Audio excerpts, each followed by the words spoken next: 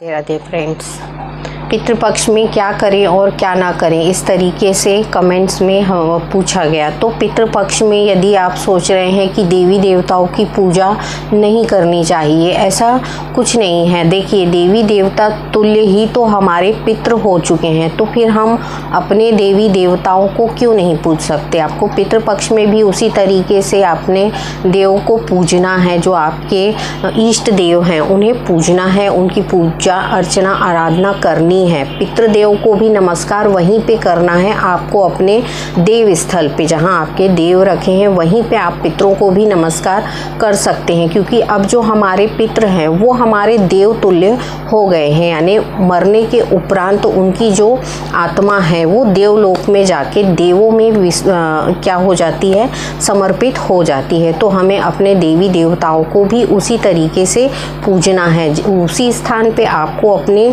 पितृदेवों को भी पूजना है। और क्या चीज़ें नहीं करना चाहिए, देखिए जितने भी प्रेग्नेंट लेडीज़ें होती हैं इन्हें बचना चाहिए कि आपको नॉनवेज आदि का यूज़ नहीं करना है, क्योंकि इस दौरान जो है पितृ हमारे आशीर्वाद देने हमारे घर तक आते हैं और इनका जो सम्मान हमें करना है वो साफ सच और पवित्र मन से करना होता है। तो हमेशा ध्यान रखिए, घर में नॉनवेज नहीं बनना है। इसके अलावा आप शुद्ध शाकाहारी भोजन तैयार करके पहले पितरों को भोग लगाइए, उसके उपरांत ही आपको खाना है। इसके अलावा धार्मिक चीज़ों पे जैसे पुस्तकें पढ़ना है, धार्मिक पुस्तकें हैं आपकी, जो भी आपके ग्रंथ आप पढ़ते हैं इनको आप पढ़ सकते हैं। इससे आपके घर की सुख शांति और समृद्धि है वो बढ़ती है। पितृ जो हैं वो एक ऐसे पूजनीय देव हो जाते हैं जिनको हम पूरे 10 से 11 और 15 दिन तक पूजते हैं, और जब पितृ विदाई होती है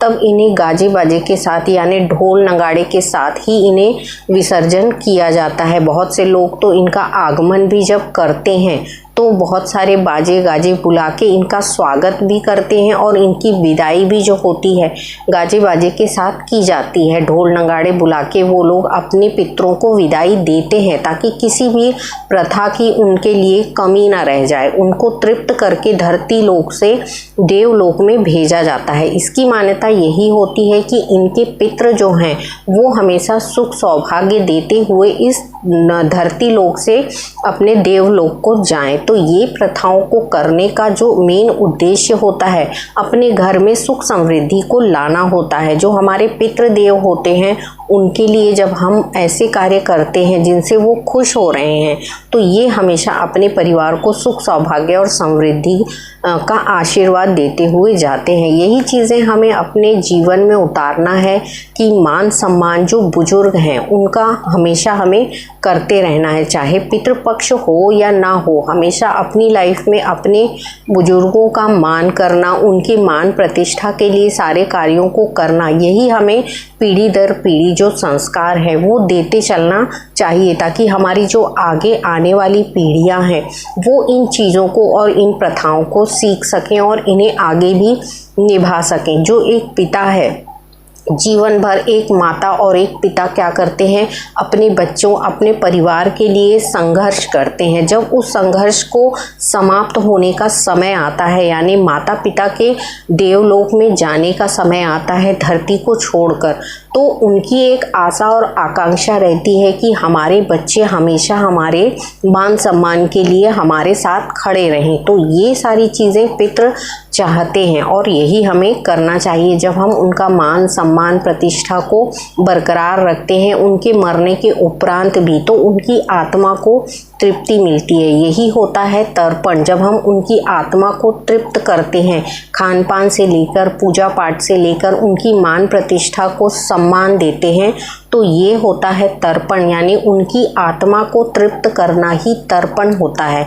जब हम इन चीज़ों को कर देते हैं उनके लिए, तो देखिए वो बहुत ही सुख सौभाग्य को देते हुए अपने देवलोक को विदा हो जाते हैं। ये जो प्रथाएं हैं ये सारी चीज़ें हमें सिखाती हैं कि किस तरीके से पीढ़ी दर पीढ़ी आपको ये प्रथाओं को निभाते हुए चलना है, ताकि आपके जितने भी परिवार के बुजुर्ग हैं, बड़े बुजुर्ग हैं जो अभी जीवित भी हैं या फिर मृत्यु को प्राप्त हो चुके हैं, इनका मान सम्मान बना रहे। यही चीज़ें जब आप अपने घर परिवार में करते हैं तो ये आपकी आने वाली पीढ़ियों के लिए एक संदेश होता है कि आपको भी ये सारी चीज़ें करनी है। यही चीज़ें हम सिखा के अपने बच्चों को जाते हैं जो हमारे लिए बाद में तर्पण करते हैं और इन प्रथाओं को बरकरार रखते हैं। तो हमें यही चीज़ें करनी है और अपने बच्चों को, अपने परिवार को सिखाते हुए करनी है कि हमारे नहीं रहने के उपरांत आपको क्या चीज़ें करके रखना है और क्या चीज़ों की प्रथाओं को चलाते रहना है। इन सारी चीज़ों को सिखाना ही हमारे लिए जो एक बोलते हैं ना, जो माता पिता होते हैं वो एक सबसे अच्छे गुरु होते हैं जो जीवन के हर रहस्य को सुलझाते हुए अपने बच्चों के लिए इस लोक से विदा होते हैं। जो बच्चे इन चीज़ों को सीख लेते हैं और उन प्रथाओं को नियम से निभाते हैं उनके परिवार में सुख सौभाग्य हमेशा बना रहता है। तो हमें कोशिश यही करना है कि आने वाली पीढ़ियों को इन सारी चीज़ों की जानकारियाँ मिलें ताकि वो भी अपने जीवन में इन प्रथाओं को शुरू रखें और अपने माता पिता के तर्पण के लिए, श्राद्ध के लिए इन चीज़ों को करते रहें ताकि उनके जो बाल बच्चे हैं, उनका जो परिवार है वो भी सुख सौभाग्य को भोग सके और पृथ्वी लोक में अच्छे तरीके का जीवन जी सके। देखिए कितनी बीमारियां, परेशानियां और बाधाएं हैं इस जीवन में, तो कहीं ना कहीं कुछ ना कुछ हमसे भूल हुई है या हमारी गलतियां हुई होंगी जिनके कारण हमारा जीवन जो है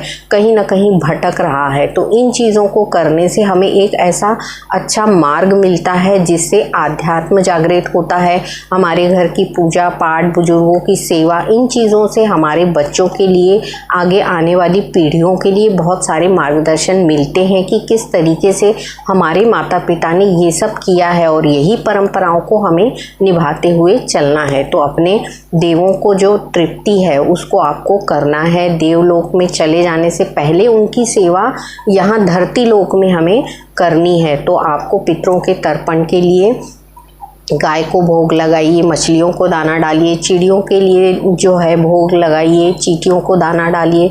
छोटे छोटे ऐसे कार्य हैं, कन्याओं को भोग लगाइए। किसी भी एक दिन उनके नाम से, अपने पितरों के नाम से जो भोग है वो तैयार करके कन्याओं को भोग लगा सकते हैं। इससे भी आपके पितर जो हैं वो बहुत ही प्रसन्न होते हैं। कन्याओं को उपहार में कुछ सामान आप दे सकते हैं, उनकी इच्छा के अनुसार, जो उनकी ज़रूरतें हैं उनके अनुसार आप दे सकते हैं। इस तरीके से आप भोग लगाइए। देखिए आपके पितर प्रसन्न होके आपको आशीर्वाद देते हैं और आपके घर में सुख संपदा की कोई कमी नहीं होने देंगे। आपको ये सारी चीज़ें एक विश्वास और एक भरोसे के साथ करनी होती है कि आपके पितर जो हैं वो आपको आशीर्वादित करते हैं और आपके घर में सुख सौभाग्य का आगमन देते हैं। तो यही सारी चीज़ें हैं जिन्हें हमें निभाते हुए चलना है। तो स्पीच अच्छी लगी हो तो लाइक और सब्सक्राइब करिए और कमेंट में राधे राधे अवश्य लिखिए। आपका एक राधे राधे लिख देना आपके भविष्य के आने वाले सभी परेशानियों को दूर कर सकता है। अगले वीडियो में फिर मैं मिलूंगी, तब तक के लिए राधे राधे।